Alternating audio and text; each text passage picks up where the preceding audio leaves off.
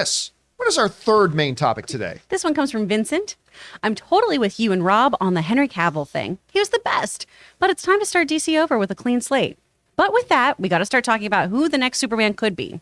Obviously, Gunn already has the next Superman movie planned out, so we shouldn't be too far away from some casting news. Who do you guys think will be the front runners for the next Superman? All right, Vincent, thanks a lot for saying that in. And inevitably, obviously, for even before Daniel Craig, his last movie as Bond even came out, the discussions have been around who's the next Bond. Obviously, everybody's now talking who's the next Batman. But now that we know that Henry Cavill, my boy, Henry, is no longer going to be Superman, the question, legitimate, is, well, who will be the next Superman? It's a fair question to ask because ideally, if everything goes right, and of course, everybody's got a plan until they get punched in the mouth, but the plan is that whoever they bring in now, this is going to be our Superman for like a decade or more, and hopefully be one of the key parts of this entire DC cinematic universe that they're creating. So it's going to be key. Now, X actor and X role, whatever. But it is fun to sit back and say, well, who would be some people that would, like, I think there are many actors who would be great to play Superman. Many of them. I don't think there's only one choice out there. So I think there'd be many. So I thought it would be fun to take that question and go through it. So I've put together a list of 10. And these are, by all means, not exclude. This is like only these 10 could possibly be Superman. Not at all. I'm sure there's many others. But as I sat down and gave some thought to it, these are 10 of the names that came across to me. Now, a little bit of perspective here. They said they wanted a younger one. Obviously, they're not talking teenagers. We're not talking Smallville. So I decided to go 4 or 5 years younger than Henry Cavill. So I set an age limit of 35. And even 35 admittedly might be a little high, but I decided to set that as the absolute ceiling. The absolute ceiling on age for my picks are 35 years old. Because a lot of these guys who are 35 could easily, you could say they're 27 in a movie and I'd believe it. Christopher Reeve was 28 when he played Superman. When he first took over the role. So here are 10 names that I came up with, and then we're going to go over and get some of Rob and Chris's picks as well. And let's get into it, shall we? I'm going to start off with Sing Street's Jack Rayner. I mean, I think most of us who saw Sing Street fell in love with him there. He was actually one of the semi-redeemable parts of Transformers Age of Extinction, and there's not many in there, but he was really good in Midsommar. Some people pronounce it Midsummer, whatever you want to say. I always called it Midsommar. He was wonderful in that. He's got a great presence. He's got a powerful presence about him. He's a fantastic performer. He's really good. And I look at him and I think you give him the right hairstyle. Again, the look is not the most important thing to me. Hugh Jackman looks nothing like Wolverine. And look how that turned out. But he does have a great look about him. So I think Jack Rayner is one of those names. This, by the way, is in no particular order. So Jack Rayner is one of them. My next proposal, Glenn Powell. He's one of mine. Top Gun Maverick, Devotion he just did. He was really solid in Hidden Figures. Not the biggest role in that, but a solid in Hidden Figure. He is a terrific performer. I mean, if you're looking for somebody who's, I mean, a lot of these actors will have to put on the weight and put on the mass for the role, but he's one of the guys that's already got it. Again, terrific performer. Great. He's got that Superman square jaw sort of thing going on. But again, most importantly, fantastic performer. He is up near the upper end of that age range. I said 34. But again, you tell me he's 27 in a movie, I totally buy it. And he wears True Classic. Looks like it. And he wears True Classic, one of the sponsors here. So Glenn Powell is one of the guys that I could totally see playing Superman. All right, next up, MacGyver, Lucas Till. Also, of course, he was Cyclops' brother. Why am I forgetting Cyclops' brother's name? Polaris? No, his brother. Why am I forgetting his name? Of course. Anyway, he's in X-Men First Class. Havoc. Yes. That was it. Havoc. He was in a terrible, they tried to give him a starring vehicle, no pun intended, a starring vehicle with that Monster Trucks movie, which was so bad. But that was not his fault at all. Again, you tell me this kid is 25 years old, I buy it. Anyway, he's 32 years old, solid performer, actor, good physique. He's got that, Kansas farm boy kind of look to him a little bit. Good performer, Lucas Till. So that was one of my picks. Next up for one of my picks of potential Superman. This one might surprise some of you. Aaron Taylor Johnson. First of all, he might be in the top 2 or 3 best actors on this list. He's absolutely phenomenal. He's got, again, superhero experience like some of them do with Kick-Ass. Of course, they gave him a lead in Godzilla. Godzilla wasn't great. A lot of people love him as Quicksilver. You didn't see that coming? They loved him as Quicksilver, been wanting to see him come back. He was phenomenal in Bullet Train. And you give him that hair, the little curl and stuff down like that, he's a world-class actor. People are talking about him for Bond. I mean, there's a lot of talk about him for Bond, which is very similar to Henry Cavill, who was Superman in almost Bond. I think he'd be a great Bond. Oh, he would be a great Bond. So Aaron Taylor Johnson is one of the guys on my list. All right. Next up, Zac Efron. He's got the right look. He is, I have been saying for 10 years, he is a tragically underrated actor, as a pure actor. If you want to see really how good this kid is, go and watch him in Orson Welles, which he's absolutely phenomenal in. Of course, and in Greatest Showman, he was so good. I think Greatest Showman is the movie that opened up a lot of people's eyes to just how good Zac Efron can be. And then I did not like the movie very much, The Greatest Beer Run Ever. I didn't like that movie very much, but he was wonderful in it.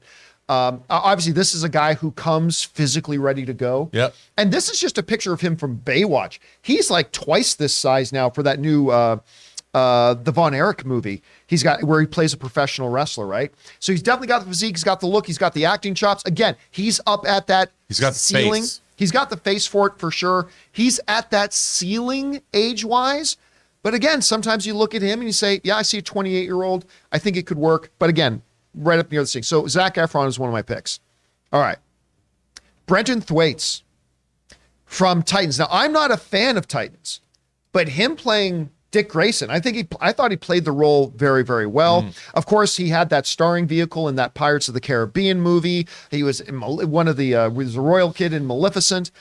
He's a solid actor.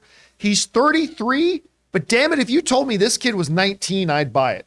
I thought he was. Yes. So I was like, he's a child. He's 33? 33 years old. Good for you, man. Got, great. again, Great genes. physique-wise, I think he's a solid performer. He knows the world of the comic book superhero movies. He's already acclimated to be in the big blockbusters with things like Pirates of the Caribbean. He's worked with big, huge names like Johnny Depp and stuff like that. So that thing, he'd be ready for it. He wouldn't be intimidated by it. I think Brenton Thwaites, I should say, would be a pretty good choice for this. All right. Which one are we on now? We move on to Nicholas Hoult. Again, he might be the best actor on this list. This guy's going to have, before his career's done, he's going to have 1 or 2 Oscars on his mantle. I'm absolutely convinced of it. Again, he understands the world of comic book movies. He's been in some X-Men stuff. Everybody loved him in Mad Max Fury Road. He's wonderful in The Menu. He's absolutely fantastic in The Menu. And the one that really made me go, oh my God, this kid is fantastic, was Warm Bodies. That's one that really made me go, this dude is absolutely fantastic and incredible. Again, near the top of the age range, but at 33, and again, can pass for a younger reporter at whatever, no problem. So I think Nicholas Hoult. All right. My next one up is Michael B. Jordan. There's been a lot of talk about Michael B. Jordan doing a Superman project anyway. And that might be a project that might get scrapped, but James Gunn could look at it and go, but you know what? That could be you. You could do it. Again, at the ceiling for the age limit on this at 35. But again, there are so many age ranges you could throw out for Michael B. Jordan. Like when he's clean shaven, come on. Yeah. He looks really young when he's clean shaven. He brings the physique. He rocks the physique. Of course, he's black. He's not white. But a lot of people, let me give you a little crash course on comic book history. Superman is not white. Superman is an alien organism whose appearance kind of looks like he's Caucasian, but Superman is not white. He's an alien. You could simply say that alien was any cover. So color is irrelevant in this case. But Michael B. Jordan, maybe the 2nd or 3rd best actor on this list, Fruitvale Station. This is another guy that's going to have an Oscar or 2 on his mantle by the time he's done. And I think, my last one here is Jack O'Connell from Unbroken. Again, he's got a powerful presence. He was wonderful in that Western Godless. He was absolutely fantastic in that. great look, great presence. He kind of acts a little Clark Kentish anyway, right there off the thing. So I think that guy would be a great choice. So 10 of my picks are Jack O'Connell, Michael B. Jordan, Nicholas Hoult, Brenton Thwaites, Zac Efron, Aaron Taylor Johnson, Lucas Till, Glenn Powell, and Jack Rayner. So those are some of the ones. Now, again, only a couple of mega names on there. Some of them are smaller names right now.